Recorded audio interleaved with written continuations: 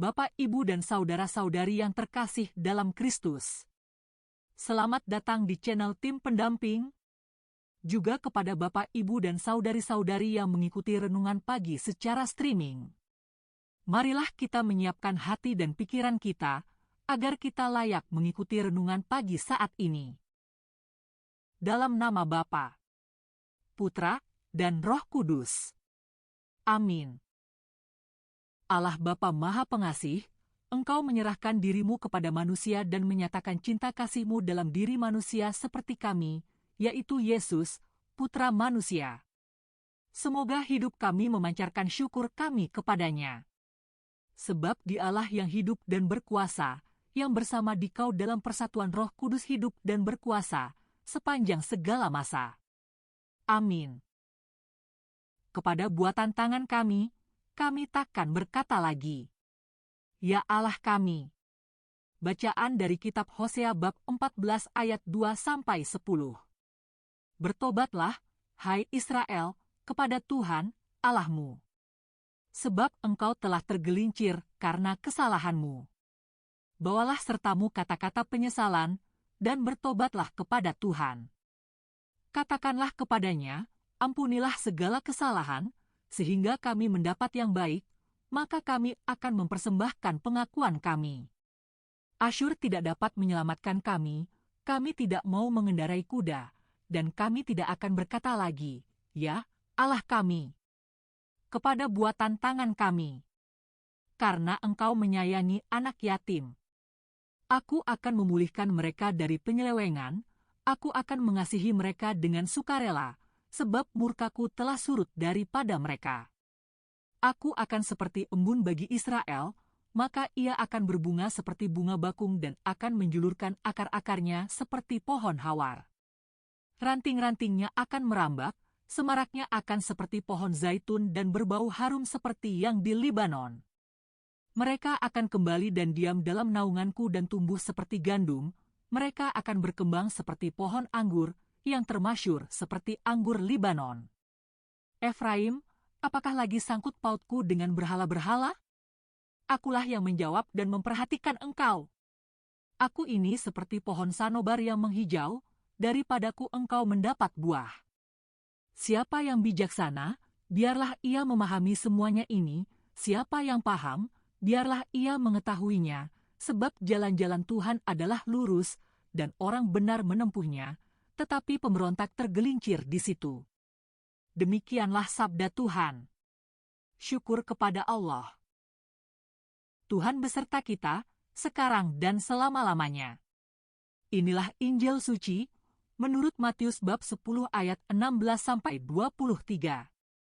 Barang siapa bertahan sampai kesudahannya, akan selamat.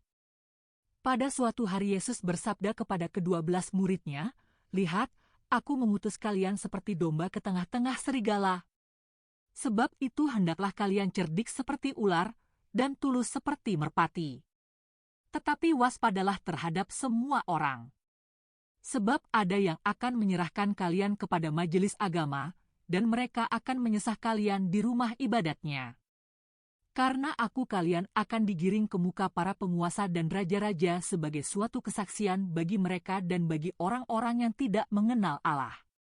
Apabila mereka menyerahkan kalian, janganlah kalian khawatir akan bagaimana dan akan apa yang harus kalian katakan, karena semuanya itu akan dikurniakan kepadamu pada saat itu juga. Karena bukan kalian yang akan berbicara, melainkan Roh Bapamu. Dialah yang akan berbicara dalam dirimu. Orang akan menyerahkan saudaranya untuk dibunuh, demikian pula seorang ayah terhadap anaknya.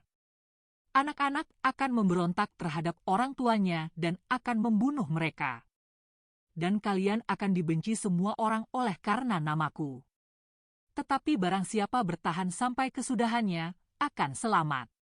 Apabila mereka menganiaya kalian di suatu kota, larilah ke kota yang lain. Aku berkata kepadamu, sungguh, sebelum kalian selesai mengunjungi kota-kota Israel, Anak Manusia sudah datang. Demikianlah sabda Tuhan, terpujilah Kristus. Jika ada bagian dalam Injil yang tidak ingin kita dengarkan, Itu mungkin bagian dalam bacaan Injil hari ini. Dalam perikop Injil ini, Yesus berbicara tentang bahaya dan penganiayaan dan pengkhianatan. Tapi mungkin ada satu kalimat yang menarik perhatian dan imajinasi kita. Yesus memerintahkan murid-muridnya dan juga kepada kita untuk licik seperti ular dan tulus seperti merpati. Dan sebelum itu dia berkata bahwa dia mengutus kita seperti domba di antara serigala, dan kita tahu apa yang akan dilakukan serigala terhadap domba. Kemudian dia memberikan gambar dua makhluk dan karakteristik mereka, ular yang licik atau cerdik dan merpati yang tidak berbahaya atau jinak. Meskipun awalnya tampak kontradiktif, kedua karakteristik tersebut diperlukan untuk bertahan hidup dan bahkan mengatasi dunia yang berbahaya dan bermusuhan. Dan kita harus dapat memahami bahwa kita membutuhkan hikmat seperti ular dan kerendahan hati seperti merpati untuk menghidupi panggilan Kristen kita dan menjadi murid Yesus. Marilah kita memohon kepada Tuhan Yesus untuk menganugerahkan kepada kita hikmat dan kerendahan hati itu. Marilah kita akhiri renungan pagi hari ini dengan berdoa. Salam Maria, penuh rahmat, Tuhan sertamu. Terpujilah engkau di antara wanita, dan terpujilah buah tubuhmu Yesus. Santa Maria Bunda Allah, doakanlah kami yang berdosa ini, sekarang dan waktu kami mati. Amin. Salam Maria, penuh rahmat, Tuhan sertamu. Terpujilah engkau di antara wanita, dan terpujilah buah tubuhmu Yesus. Santa Maria Bunda Allah, doakanlah kami yang berdosa ini, sekarang dan waktu kami mati. Amin. Salam Maria, penuh rahmat, Tuhan sertamu. Terpujilah engkau di antara wanita, dan terpujilah buah tubuhmu Yesus. Santa Maria Bunda Allah, doakanlah kami yang berdosa ini, sekarang dan waktu kami mati. Amin. Dalam nama Bapa, Putra, dan Roh Kudus. Amin. Bapak, Ibu, dan saudara-saudari yang terkasih dalam Kristus.